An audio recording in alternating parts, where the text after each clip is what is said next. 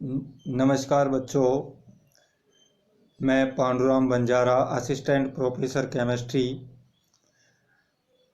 हमने जो है इससे पहले जो वीडियो था उसमें कठोर एवं मृदु अम्ल और क्षार के इलेक्ट्रॉनिक सिद्धांत के बारे में जो है चर्चा की, और उसमें जो है हमने पढ़ा कि किस तरह से जो आयनिक कठोर के मध्य आयनिक अन्योन्य क्रिया पाई जाती है, जबकि मृदु अम्ल और मृदु क्षार के मध्य जो है मुख्य रूप से सहसंयोजक बंध पाया जाता है। अब हम HSAB कॉन्सेप्ट के अन्य सिद्धांतों के बारे में बात करते हैं, जिसमें पहला है पाई बंधन सिद्धांत या पाई बॉन्डिंग थ्योरी। ये जो सिद्धांत है चैट और मुलिकन के द्वारा दिया गया। इस सिद्धांत के अनुसार जो मृदु जो अम्ल होते हैं, उन मृदु अम्लों में अधिक संख्या में लूज बॉन्डेड बाह्य डी इलेक्ट्रॉन पाए जाते हैं, या हम यूँ कहें कि जो सॉफ्ट एसिड्स होते हैं उनमें संयोजकता जो कोष होता है उसमें लूज बॉन्डेड डी इलेक्ट्रॉन पाए जाते हैं, और इनकी जो ऑक्सीडेशन स्टेट है वो भी निम्न होती है। जबकि जो मृदु क्षार होते हैं जैसे फॉस्फोरस, आर्सेनिक, सल्फर, आयोडीन, इनमें खाली डी कक्षक पाए जाते हैं। इसलिए धातु आयन अपने डी इलेक्ट्रॉनों को लिगैंड के खाली डी कक्षकों में दान करके मेटल लिगैंड पाई बंध का निर्माण करते हैं। इसी प्रकार कार्बन मोनोऑक्साइड, साइनाइड आदि जो असंतृप्त मृदु लिगैंड हैं, इनमें भी खाली anti bonding pi star molecular orbital पाए जाते हैं, और ये लिगैंड भी इन पाई स्टार मोलिकुलर ऑर्बिटलों में इलेक्ट्रॉन ग्रहण करके और मृदु धातु के साथ धातु लिगैंड बंध का निर्माण करते हैं। जैसे हम यदि देखें तो इस डायग्राम में हमें पता लग रहा है कि जो मृदु जो अम्ल है उस मृदु अम्ल के पास पूर्ण भरे हुए डी या कक्षक पाए जाते हैं, जैसा हमें चित्र में दिखाई दे रहा है। और जो फॉस्फोरस है उसके पास खाली पी कक्षक हैं।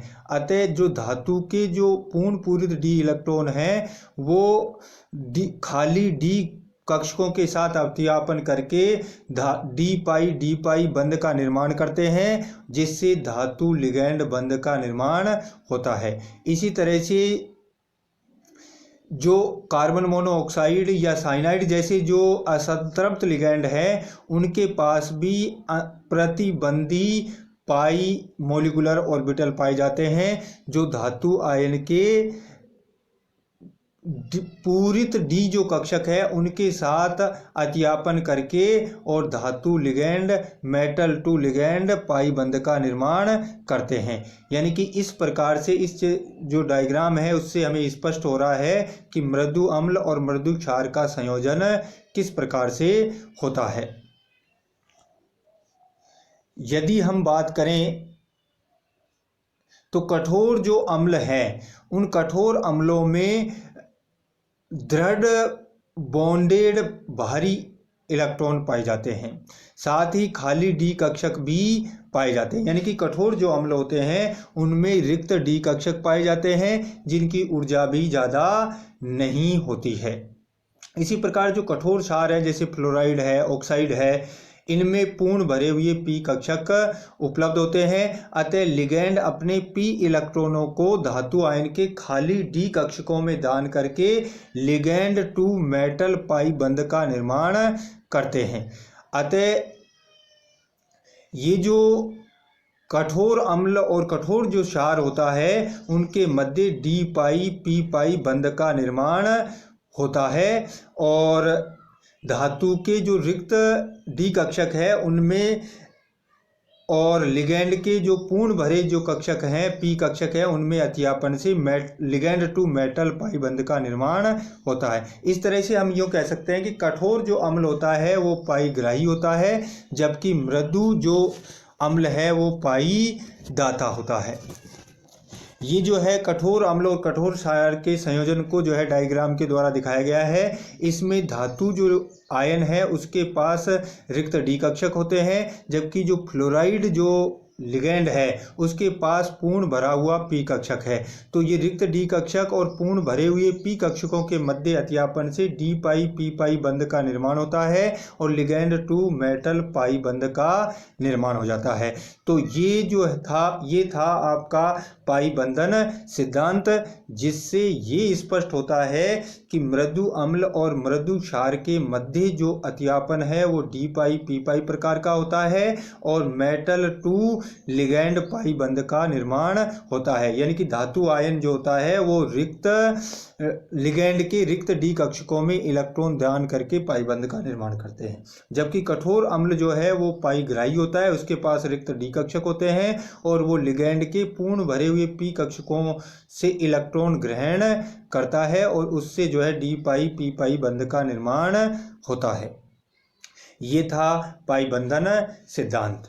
इसके अलावा जो है HSAB में जो है अन्य जो बंधन सिद्धांत है वो है आपका पिट्जर का सिद्धांत। पिट्जर का जो सिद्धांत है ये लंदन और वैन डर वाल्स बलों का सिद्धांत मृदु मृदु पारस्परिक क्रिया की व्याख्या करता है। यानी कि पिट्जर का जो सिद्धांत है वो लंदन और वैन डर वाल्स बलों का सिद्धांत है और मृदु मृदु पारस्परिक क्रिया की व्याख्या करता है। इस सिद्धांत के अनुसार मृदु मृदु पारस्परिक जो क्रिया है वो क्रिया करने वाले समूहों की जो पोलराइजेबिलिटी है, ध्रुवणशीलता के गुणनफल पर निर्भर करती है। आकार और ध्रुवणशीलता के बढ़ने के कारण लंदन प्रकीर्णन जो बल होता है वो बढ़ता है और इस कारण से बड़े आकार के ध्रुवणशील जो मृदु लिगैंड हैं उनके बीच में बने बंध का स्थायित्व भी बढ़ता है। कहने का मतलब यह है कि जो मृदु लिगैंड होते हैं उनका बड़ा आकार होता है और वो ध्रुवणशील होते हैं, तो आकार जितना बड़ा होगा उनकी ध्रुवित होने की प्रकृति उतनी अधिक होगी और जितना अधिक ध्रुवण होगा उनके मध्य लंदन बल भी उतने ही प्रबल होंगे और इसीलिए मृदु मृदु जो क्रिया है वो स्थायी होती है।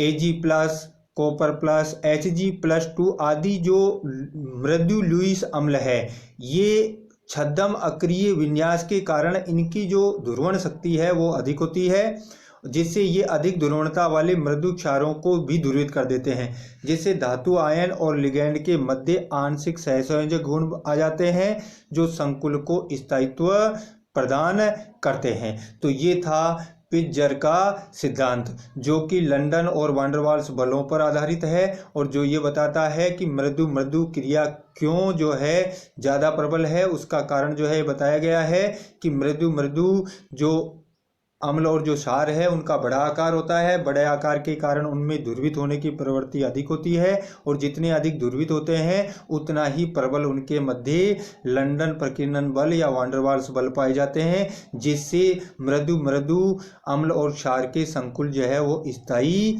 होते हैं। तो ये जो है कठोर एवं मृदु अम्ल और क्षार के जो है बंधन के सिद्धांत है, जिनके आधार पर हम ये व्याख्या कर सकते हैं कि किस प्रकार कठोर कठोर और मृदु मृदु जो अन्योन्य क्रिया है वो अधिक स्थायी होती है। धन्यवाद।